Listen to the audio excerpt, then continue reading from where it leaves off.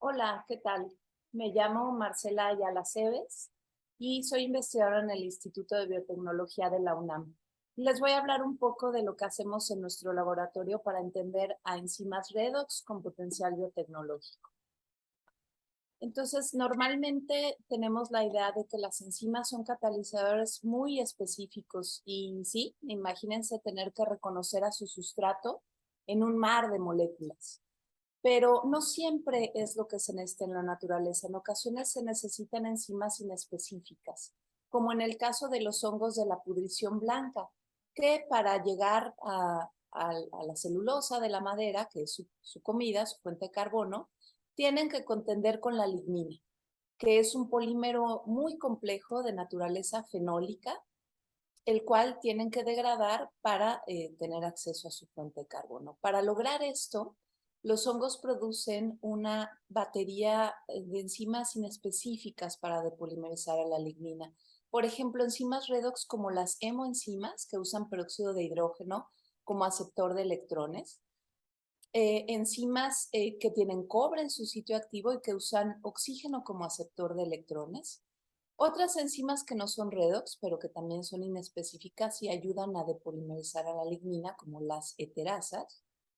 Y recientemente se ha descubierto un grupo de enzimas, las peroxigenasas, que son redox, pero su papel biológico todavía no se comprende bien.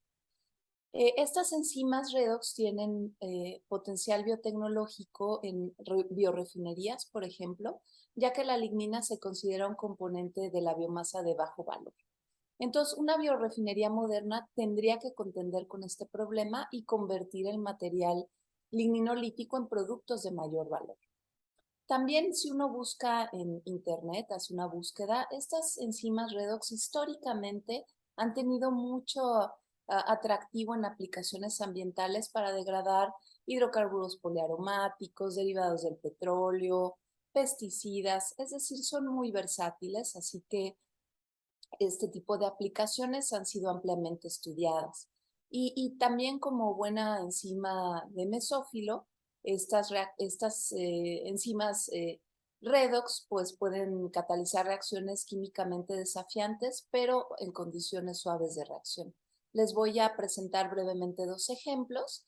El primero es la polimerización de tioles aromáticos catalizada por una lacasa, y la idea era, bueno, a partir de monómeros como estos, podemos producir polímeros que estén unidos por enlaces disulfuro. Usamos dos monómeros eh, aromáticos, dos tioles aromáticos, y encontramos que sí, que la enzima puede catalizar esta reacción de polimerización, pero forma disulfuros cíclicos.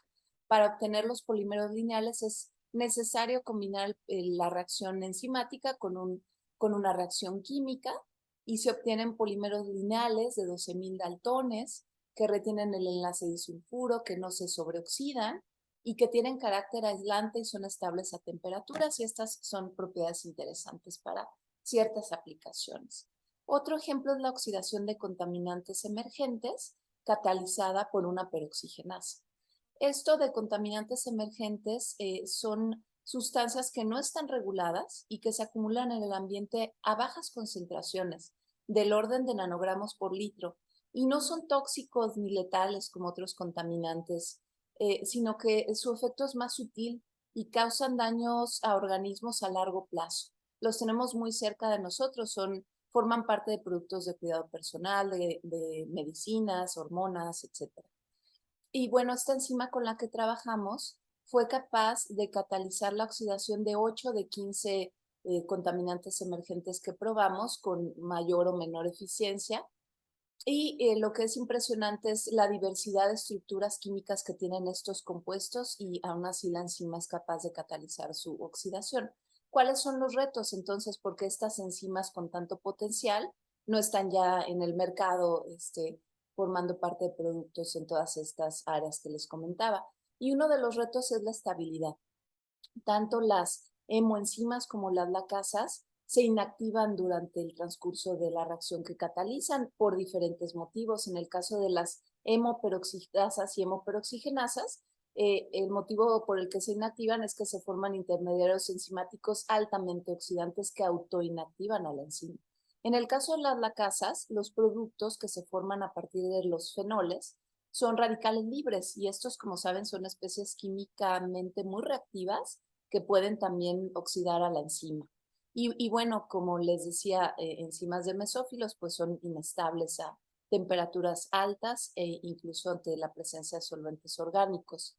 Las lacasas, como les decía, son enzimas que tienen átomos de cobre en su sitio activo que ayudan a la transferencia de electrones desde el sustrato hasta el oxígeno para formar agua y radicales libres. Y bueno, algo de lo que nosotros hemos estudiado, se sabe ya, y nosotros también lo hemos medido, que la lacasa se inactiva durante la oxidación de fenoles. Dependiendo del fenol, las lacasas pueden alcanzar a convertir más o menos moléculas de fenol antes de inactivarse por completo. Y en un trabajo que publicamos hace unos cuantos años, inspeccionando el sitio activo de la enzima, pudimos detectar, combinando nuestros estudios con simulaciones computacionales de estas enzimas, detectamos dos residuos que podríamos reemplazar por residuos menos susceptibles a oxidarse. Así lo hicimos, producimos mutantes sencillas en una levadura que son activas, tan activas como la enzima parental, pero tienen el doble de estabilidad durante la oxidación de un metoxifenol. Entonces, las mutantes son entre 2 y 3 veces más estables que la parental. Así que ahí vamos en ese reto. En el caso de las peroxigenasas, como les decía, son enzimas muy versátiles, relativamente nuevas, se encuentran exclusivamente en hongos, la función biológica no es clara en la mayoría de los casos, y lo que es muy interesante es que hay miles de estas secuencias predichas en genomas de hongos. Por sus siglas en inglés se les conoce como UPO, Unspecific Peroxygenase, y es que se ha descrito como el catalizador soñado porque es una enzima muy eficiente para usar peróxido, es globular, soluble, no necesita cofactores como otras enzimas redox con las mismas potenciales, como el citocromo P450.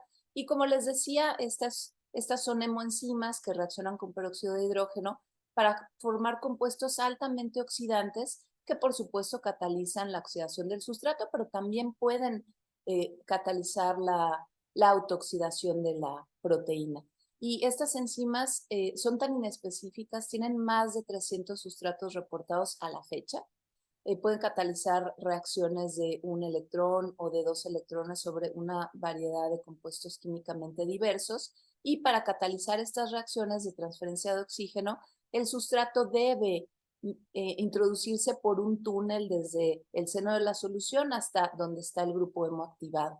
Nosotros hemos hecho algunos estudios con Padawan, que es una derivada de una UPO del hongo Agrosivia aguerita, en colaboración con el doctor Miguel Alcalde del CSIC de España. Y por supuesto nos interesa conocer cuáles son los determinantes estructurales que le dan a esta enzima esta versatilidad.